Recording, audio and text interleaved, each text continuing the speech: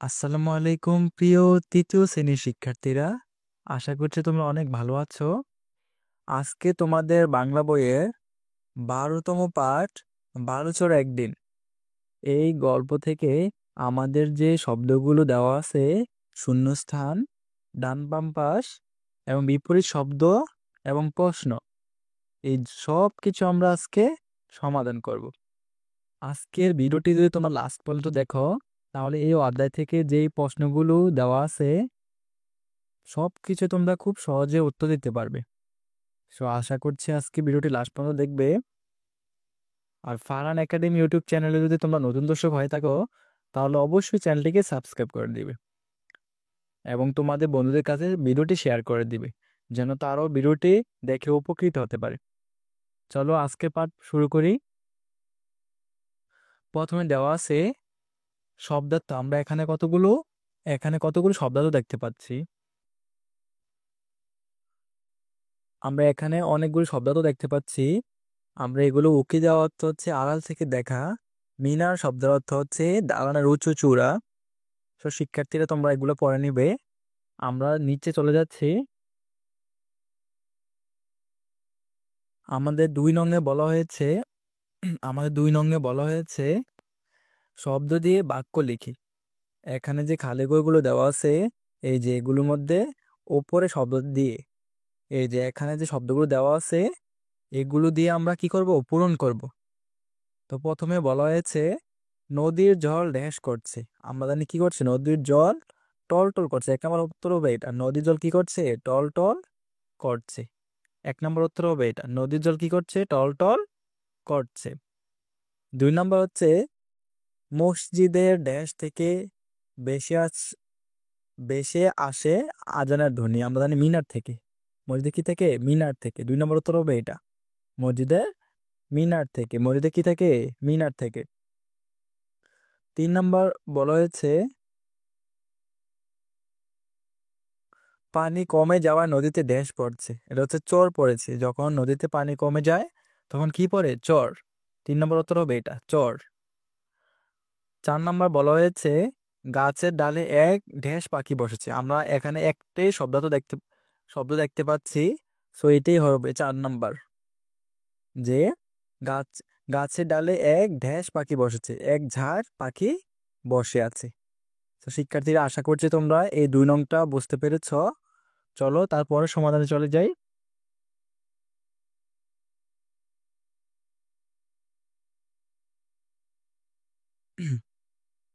৩ নংয়ে বলা হয়েছে ডান পাশ থেকে শব্দ নিয়ে খালি জায়গা পূরণ করি। আমরা এখানে অনেকগুলো শব্দ দেখতে পাচ্ছি, এগুলো নিয়ে এখানে পূরণ করতে বলছে।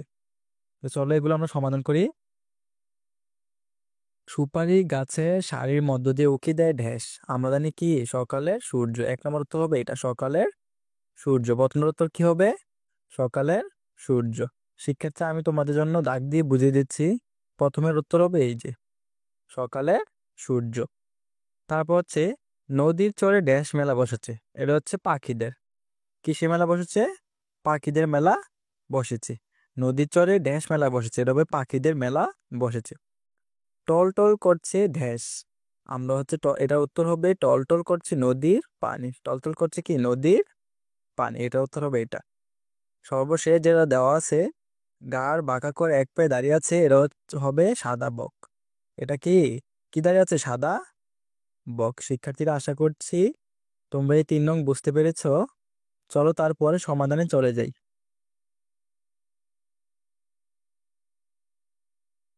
আমাদের ৪ নংয়ে বলা হয়েছে বিপরীত শব্দ জেনে নেই। তো এখানে দেওয়া আছে এগুলো গ্রাম, শহর, সাদা, কালো, শীতল, উষ্ণ। তো এগুলো তোমরা পড়ে নিবে। তারপরে চলো আমরা সমাধান করি।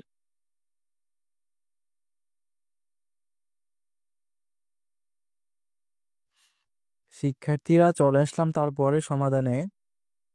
আমাদের তারপরে বলা হয়েছে সঠিক উত্তরটি বলিও লিখি। তো এখানে যে সঠিক উত্তর দেওয়া আছে, একটি প্রশ্নে 4টি অপশন দেওয়া থাকবে, যেটা সঠিক সেটা লিখতে বলছে। তো আমাদের এখানে যেটা সঠিক এটা টিক চিহ্ন দিব। ঠিক আছে? তো এখানে প্রথম বলা হয়েছে তিথি গ্রামের নাম।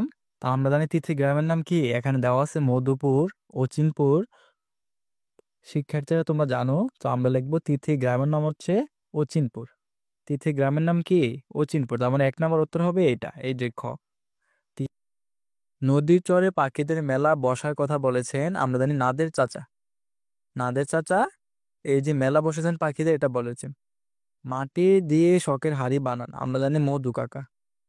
মাটি দিয়ে শখের হাড়ি বানান কে? মধু কাকা।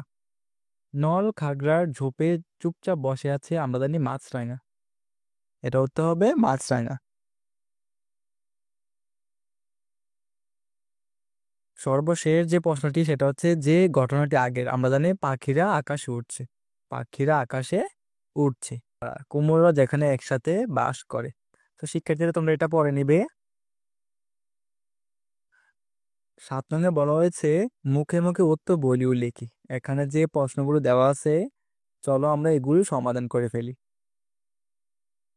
শিক্ষার্থীরা চলে আসলাম আমরা প্রশ্ন সমাধানে। প্রথম প্রশ্নে বলা হয়েছে গ্রামের প্রকৃতির কেমন লাগে? গ্রামের প্রকৃতির কেমন লাগে? তো শিক্ষার্থীর এটার উত্তর হবে গ্রামের প্রকৃতির খুব ভালো লাগে। গ্রামের প্রকৃতি কি লাগে? তিতির খুব ভালো লাগে। দ্বিতীয় প্রশ্ন বলা হয়েছে নৌকায় করে তিথিরা কোথায় গেল? আমরা নৌকায় করে তিথিরা নদীর চরে বেড়াতে গেল। তার পরের প্রশ্নটা হলো নাদের চাচার ঝুড়িতে কি কি মাছ ছিল? সরি শিক্ষার্থীরা, এখানে নাদের চাচাটা ওঠেনি, সো এটা হবে নাদের চাচার ঝুড়িতে কি কি মাছ ছিল। সো এটার উত্তর হবে নাদের চাচার ঝুড়িতে, নাদের চাচার ঝুড়িতে কি কি মাছ ছিল? আমরা এটা উত্তর দেব নাদের চাচার ঝুড়িতে পাবদা, পুঁটি আরো একটি মাঝের আকারে বোয়াল মাছ ছিল। তারপরের যে প্রশ্নটা সেটা হচ্ছে তিথি কেন পাখিদের জন্য ভাবছিল? তিথি কেন পাখিদের জন্য ভাবছিল? সেটা উত্তর হবে ঝড় শুরু হয়েছে, ঝড় শুরু হয়েছে, ঝড়ে পাখিগুলো এখন ঝড়ে পাখিগুলো এখন কি করছেন, এই জন্য তিথি পাখিদের জন্য ভাবছিল। আমাদের অর্ধেক আমাদের অর্ধেক সর্বশেষ যে প্রশ্নটা সেটা হচ্ছে ঝড়ে ঝড়ের সময় পাখিরা কি করে? আমরা জানি ঝড়ের সময় পাখিরা নিজের বাসায় ফিরে যায়। ঝড়ের সময় পাখিরা কি করে? নিজের বাসায় ফিরে যায়। প্রিয় শিক্ষার্থীরা, আশা করছি আজকে ভিডিওটির মাধ্যমে তোমরা তোমাদের বাংলা বইয়ের বালুচর একদিন এই অধ্যায়টি তোমরা খুব সহজে বুঝতে পেরেছো। যদি ভিডিওটি তোমাদের কাছে ভালো লাগে থাকে তাহলে অবশ্যই ভিডিওটি একটি লাইক দিয়ে দিবে, এবং তোমরা যদি ফারহান একাডেমির নতুন দর্শক হয়ে থাকো তাহলে অবশ্যই চ্যানেলটিকে সাবস্ক্রাইব করে দিবে। সো আজকের মতো এই পর্যন্তই। ভালো থাকো। আল্লাহ হাফেজ।